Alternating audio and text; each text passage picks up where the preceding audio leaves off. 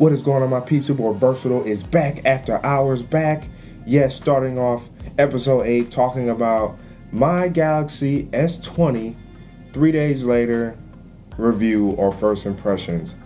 Yes, that's the first thing we're going to talk about this episode. If you guys haven't already, subscribe to this channel. Of course, I do things outside of this podcast like tech, like Funkos, like Marvel, DC. We talk about it all. So if you guys haven't already, make sure you guys subscribe to the channel and hit that notification bell. So that way you guys know when I drop videos. Yes, episode 8, we are here. And my, oh my, let me tell you about this beautiful cloud blue Galaxy S20. Yes, I have the S20. I do not have the S20 Plus. I do not have the S20 Ultra. I went with the smaller $1,000 Samsung Galaxy S20, and I'm glad I got it.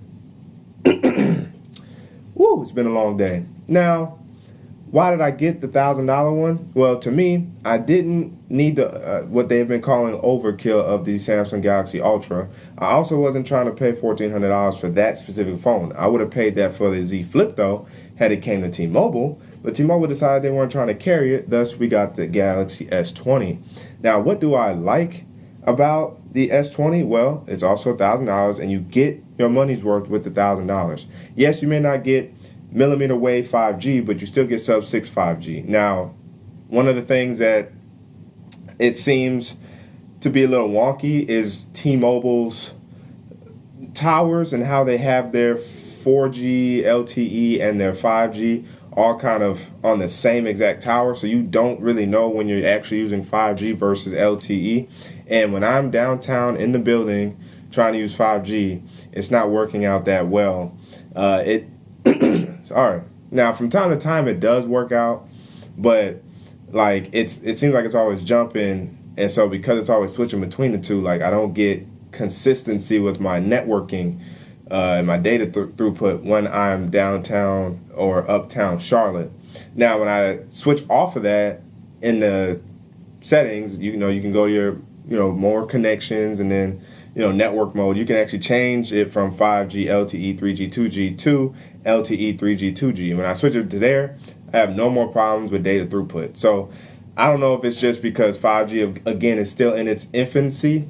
Is it T-Mobile's utilization of 5G? Or is it just me being in the building? But then even when I left and went to a window that would give me like clear, pass-through for networking and data throughput, it seems like it still was a little wonky in terms of connecting. So that's one of the things that I've experienced with this phone is 5G not really being there. It's hitting and missing. Outside of that, I enjoy the size. I actually just compared it with the Pixel 3a XL, and it in terms of size. And this phone having a bigger screen is smaller both width-wise and lengthwise. So it's more narrow and it's more compact, and it's smaller than the Pixel 3a XL. It's pretty interesting considering the Pixel 3a XL has a 6-inch display.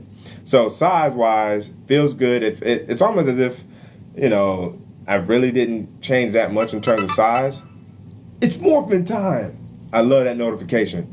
So for me, I think because I had already used the Pixel 4 XL, I was already kind of used to this size. So the Pixel 4, although it seems like it's my preferred size, I'm actually not mad at the 6.2 inch. It feels good. And one of the things that I might be able to show you guys is if you look at, hopefully it doesn't get my eyes, but if you look at where the volume rocker and the power button is, you can see how just in tune and design that they, etched out around it. Something is really in my throat right now. And I love the attention to detail in terms of design, in terms of how they just, manufacture their hardware. I really love how that feels. I love the camera on the back. I love that it's smaller. It's not as protruding or intrusive to touch like the Ultra. And again, in terms of size, I prefer the 6.2 inch over the 6.7 inch.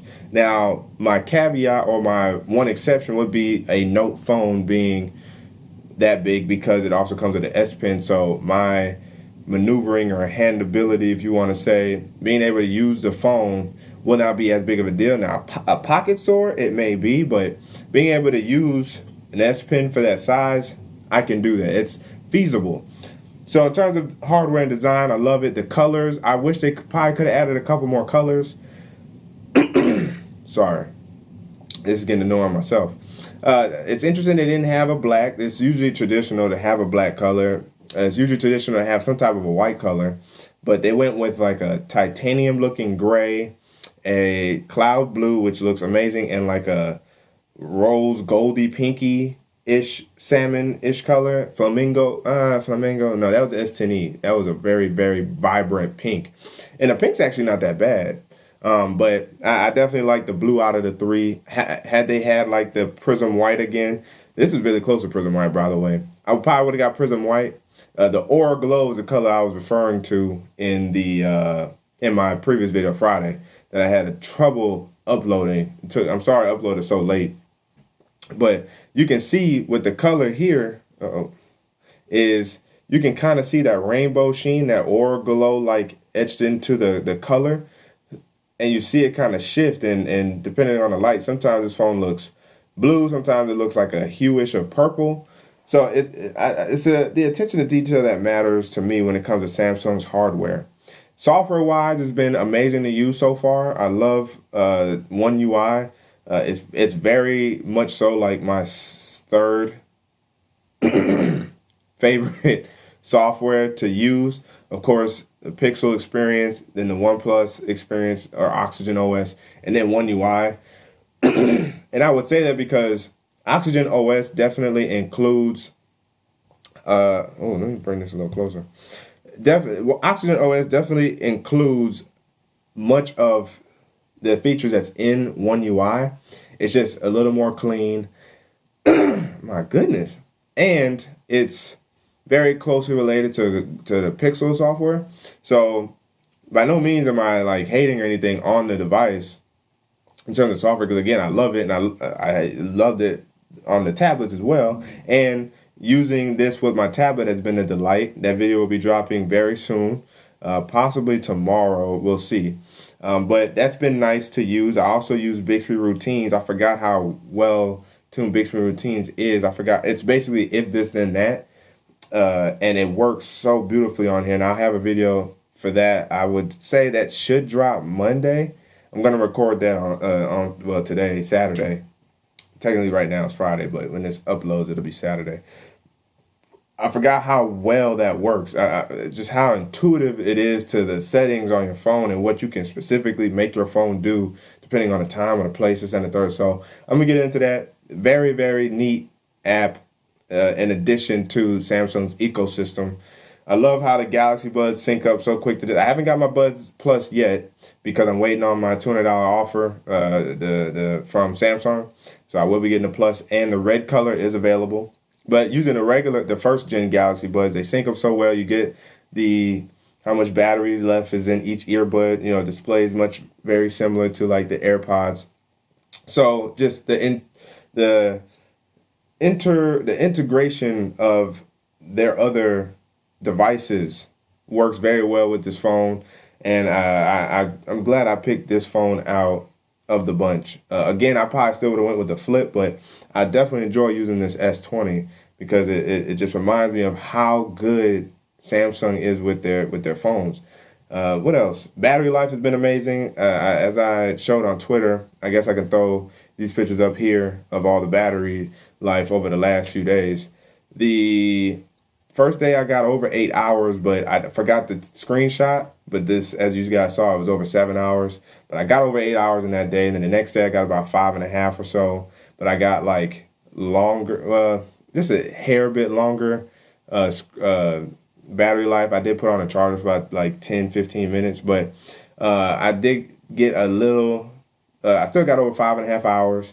And then today, this will be the last screenshot. Let me check what the battery is right now. I know you guys see it on display, but I actually haven't checked it myself. I have over 6 hours and 45 minutes right now with 14% left. So again, I'm using this 1080p, 120 hertz all day. and I love the fact that I'm still getting amazing battery life out of this. The one thing I wish you could enable, whether it was in Game Launcher or something like that, would be to utilize 120 hertz with games that allow 120 hertz refresh rate. Like Marvel Contest of Champions does run at 120 hertz because it runs at 90 on the Pixel 4 and the One Plus, and it is available for 120 hertz, but yet it will not push it on the Samsung device. So that's interesting. I would love to actually use that on here for gaming because you definitely notice it. And those who say they don't notice it, I don't know if it's your eyes or maybe you're used to gaming monitors or something like that has high refresh rates, so you just kind of don't notice it. But there is a significant difference between 60 hertz and 120 hertz. There's a difference between 60 hertz and 90 hertz. Some of that is software fluidity, software running very nice, but when you can refresh that rate that much faster, you just notice it, whether it's touch, the scrolling, you do notice it. So that's been a pleasure and delight to use on here as well. And over the last 3 days, I haven't missed my Pixel 4, which is unfortunate because I really like that phone. So right now I'm juggling having to use two different phones, and really I'm only using this one. Like the Pixel 4 will come out to take some pictures of this maybe, but right now it's my backup phone, and I'm not regretting it because I've been enjoying this. The one thing that I don't know why they did it, I mean, it seems like they've been having some issues with where they want to place their power buttons and their volume rocker buttons. So I know they got rid of the Bixby button, which was nice. Bixby is still very much so in the phone though, but at least they got rid of the button. Why does the volume rocker and the power button have to be inversed or switched around? Like, as you guys, noticed earlier, you guys saw me accidentally hit the power button often. And I'm so used to that being the volume rocker area and the power button being up top. Like, they got it right with the Samsung Galaxy S10e, where the power button was really high, but at least it was out of the range of getting touched often. So I don't know. Like, it's not like it's bad. It is right in the position of like where you typically hold your phone, so hitting the power button is nice, but I'd rather just reach up and hit it and not accidentally touch it all the time, because now you run into accidentally hitting the power button like we did accidentally hitting the Bixby button all the time. So it's like little nuances like that, but it has not disrupted or distracted me from using this phone. And I love my always on displays. You guys can see there, I got that "This is the way." I like that you can go into the themes app and customize your phone, whether it's a lock screen, your fonts and stuff like that. Good Lock allows you to change your lock screen completely, allows you to deal with your status bar indicators, which you kind of have some control of in the settings anyway. But Samsung allows you to change this phone up however you want to make it look like you're running a Nova launcher doggone near. So definitely been a pleasant experience playing around and using this S20. I'm definitely going to aim to try to keep this, unless Samsung comes out with a phone that does drop at T-Mobile later on in the year that I would, trade this in for or jump to. But even then, like, I'm very much so kind of garnering more and more interest as I use this phone to keep it. But we'll see. We'll see. I know my Pixel 4 may be traded in for the Pixel 5. We'll see how that goes. So that's it for my 3 days later, or my, what would that be, 72 hours later coverage on the Galaxy S20. Let me know down in the comments below if you have the Galaxy S20, 20 Plus, or the Ultra, what you guys think about them. If you don't have them yet, let me know which ones you would consider buying if you were in a position to get them, because it's very interesting to see or hear what people actually think about in terms of the Galaxy S20 series. A lot of people was happy to see S20 coverage because the big YouTubers or the larger influencers wore us out with the Ultra coverage, and then right after that was the Plus coverage. It's like they don't even care about the S20, but it's like the S20 and S20 Plus are literally the same except for battery and 5G in the size. Like 6.2 or 6.7, 4,000 or 4,500 milliamp battery, and then sub 6 5G or millimeter wave 5G, and I think it has sub 6 as well, but 5G is not a big deal yet. So if you eliminate 5G, it's just 0.5 inches of screen difference and 500 milliamps of battery. 4,000 milliamps is doing very, very well on this phone, but Samsung has continued to get better at refining their software, and that's one of the things that I think has been drawing a lot of us in general back into Samsung's ecosystem because TouchWiz is no more. Be gone. And now we have one UI, the Samsung experience, and it's overwhelmingly good. Now, I think I'm going to breeze through the rest of my news that I have because I am worn out today. Just got through playing basketball. My back is killing me, and I'm hungry. So, what I'm going to do is pretty much breeze through this because I also didn't watch Star Wars Season 7, Episode 3 yet, so I actually won't get to talk about that here. Maybe I'll do a side episode or one of my half-baked episodes or patch episodes, I'll call them. Maybe I'll do that, but in terms of gaming news, The Last of Us will have an HBO series. Neil Druckmann and another co-developer or creator of The Last of Us are in, talks to develop that series with HBO. So I will be doing to HBO what people are doing to Netflix, which is jump on and jump right back off. Because I want to see that. And that has the potential to be a great show because I think that's more of a sophisticated Walking Dead. So I'm actually very, very, very excited about The Last of Us having a TV series. That's going to be pretty cool. Ghost of Tsushima surprised us. I would believe that would be Thursday. They surprised us with a new story trailer that told us about the story of the man that was basically left for dead in feudal Japan, and he's coming back, raining vengeance.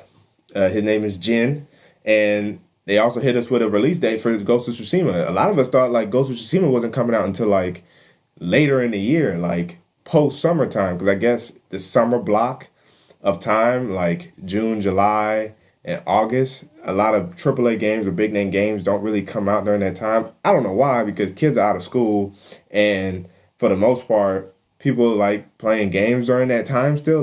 We don't only play games during the winter and the spring and the fall. We like playing games all year. So it's nice to see Ghost of Tsushima coming out June 26th. They dropped the collector's edition. Well, you can pre-order collector's edition, which includes a cloth map, a statue or two, a little other trinkets, and then a steelbook case. And then you get the special deluxe edition that comes with a steelbook case. And then you got the digital deluxe edition that comes with skins and stuff like that. But I think you get those skins with the hard steelbook case as well. So that's very exciting. That's just another game to add to my long list of games that I need to play anyway, because May is The Last of Us Part 2, and then September is Avengers, and then Final Fantasy VII Remake is right around the corner, but I don't think I'll get to that as fast. I still got God Eater 2 and Resurrection to play. I still got God of War to play. I still got Mega Man to play. So I'm backed up on games for a little bit. Of course, these games will run me into those games, which is nice. But I'm boy. And as I mentioned, Final Fantasy VII Remake is right around the corner. The demo dropped this week. I've heard it's been singing high praises. So if you guys are interested in Final Fantasy VII, the demo is live on PS4, and I heard it's been a joy to play. Shadow of Colossus and Sonic Forces are March's freebies for PS Plus. I got them both. Again, more games to play. Shadow of Colossus may be quicker to play just because it seems like it's just a straightforward take out these monumental monstrosities of villains or monsters. Colossi built out of stone and different stuff like that. So that's going to be interesting to play when I get to that. Sonic Forces will be interesting because it's Sonic Forces, but it was free, so it's why not? PS5 may drop 2 versions, as I predicted a few episodes ago. I want to say, if you watch, if you haven't already, if you watch the first 4 to 5 episodes, you will hear constant PS5 news and me doing my predictions. And matter of fact, I think I did an official prediction in episode 6, I think. But I predicted that there would be two PS5s, one price in the $470 range, one price in the $520 range. And I thought that the 2 different versions would likely be storage options. So you would get 2 different storage sizes, one be 1 terabyte, and then the other one would be 3 to 5 terabytes. Well, according to what has been rumored, it seems like it's more or less on the computing side. So your CPU and GPU, that type of stuff seems to be a little more boosted in the Pro and more flatlined. Still, of course, good, but more flatlined in the standard PS5. And I think it actually might be a smarter move to just come out with both of them now, because it also kind of, if we're already talking about a second system both for Microsoft and for Sony, I think what that means is they're trying to make next gen last a while, because as we heard from Square Enix and stuff like that, they're not developing exclusives or like PS5 content or Xbox Series X content for like the next 2 years. And Microsoft isn't even going to really have any like day-to-day hardcore games, first party games, I think, outside of Halo or whatever, for like 1 to 2 years. So it shows that this current generation, Xbox One and PS4 Pro, is lasting longer than maybe what they thought. But then, like, once it starts to usher out and starts to, smoothly transition into the PS5, I think the PS5 is going to run us a solid 10 years or so. Like, it sounds big, but if they drop two systems now, that makes sense, because there's only so much you can really push tech right now, even within the next 5 to 10 years. And you're really looking at storage size at that point, because next gen will be able to hold up with SSDs and these crazy teraflop numbers for the GPU and stuff like that. So if it is true that they're going to drop two versions of the PS5 now and the Xbox Series now, I think that makes sense to get them out the gate, and then people have their choice to pick which one they want. And then most people may pick the standard because it's cheaper, much like some of us picked the smaller phone because it was cheaper, even though you basically still got all the goodies, the internals, the hardware on the inside, and for that matter on the outside. 64 megapixel camera on this S20 as the main shooter, but of course pixel binning drops it down to 12 megapixels. Then you get 12 megapixel ultra wide, 12 megapixel telephoto, and a 10 megapixel front facing camera. They all work solidly. Thought I'd throw that in there as the last tidbit on the Galaxy S20. New Star Wars game leaks. Project Maverick is what it was codenamed on the European PSN, which makes it sound like it's going to be an aerial assault-like game. So it's going to be focused on starfighters, taking out dreadnoughts and star destroyers and stuff like that with the X-Wing and the A-Wing and all that fun jazz. So that's going to be fun if that is the case, because it will be different. I do like playing around, flying around in Battlefront 2 whenever I get the chance to do that. I'm pretty decent with that X-Wing. So it will be fun to see that take place and be more the general game. You see, they're trying to do different things. Battlefront 2 takes the Stormtrooper side, and then, you accumulate points. You can jump out there with the Jedis or Chewbacca, Han, all the main characters. But then you got Jedi Fallen Order, where it's straight lightsabers. And then the second one is, I got the information confused before. I believe that the EA Motive game that leaked, the Project Maverick, is going to be the smaller, unusual game, which makes it feel like semi-pod racing a little bit. Y'all remember that from the N64? Woo! I still remember that game from the 64. But it sounds like Jedi Fallen Order 2 is going to be lengthy like the first one was, which, of course, is good. So, again, it just shows us Star Wars is in a good place. They're putting good developers' hands onto the Star Wars content to give us what we want. So that is all we really ask for. Now, what else do we got? Oh. Okay, no, I just told you guys about that. Tech news. Google I.O. canceled due to, yes, COVID-19, or, that. So far, it sounds like there has been a case or two in North Carolina in the Raleigh area, and then supposedly there's 2 possible cases in South Carolina, in my general area. There's been, of course, a few. I think the total people who's been affected has been well over 100,000, and I think like around like 3,000 to 5,000 or so have actually died from it or something like that. But I think it's people who are already sick or older ones who have passed away from this. So it's unfortunate to hear, and hopefully those who have been affected by it will get better or can overcome it, and then let us all try to do our due diligence of being safe, practice good hygienical habits, so that way we don't get it. But Google I.O. is canceled. They're going to hold a digital event. E3 said that's still pushing through. We'll see how that goes. GDC was smart enough to postpone. And if I was Sony, as much as I wanted them to have a PSX, that may not happen because of COVID now. So all the stuff that I predicted is kind of getting thrown out the window because of this outbreak. So they more than likely will have to do a state of play to showcase us the PS5, which is the only other way we're really going to get it at this point, which is fine. I mean, it should be happening this month. We're already 6 days into March. Time flies.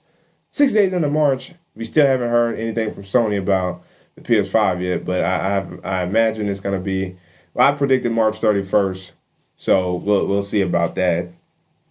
The Pixel 4a may have been leaked. Punch hole display. It may be coming at a 5.81 inch size, which is pretty solid. And I think the 4a may only have one model too. I think Google's stepping it back one SKU, and I think that's fine too. Like, even though I got the 3a XL, like 5.8 inches is bigger than the Pixel 4, and then that's like a, I mean, I wouldn't say middle ground, but it's still a solid size device for people to carry around mid-range wise. You know, I think it's going to have the 765 processor. I think it's been rumored, but either way, that's going to be solid. So I can't hate on the Pixel 4a, and then the Pixel 5, we'll see. Again, that one image I showed you guys last week seems to be the solid image as a prototype that Google's been contemplating.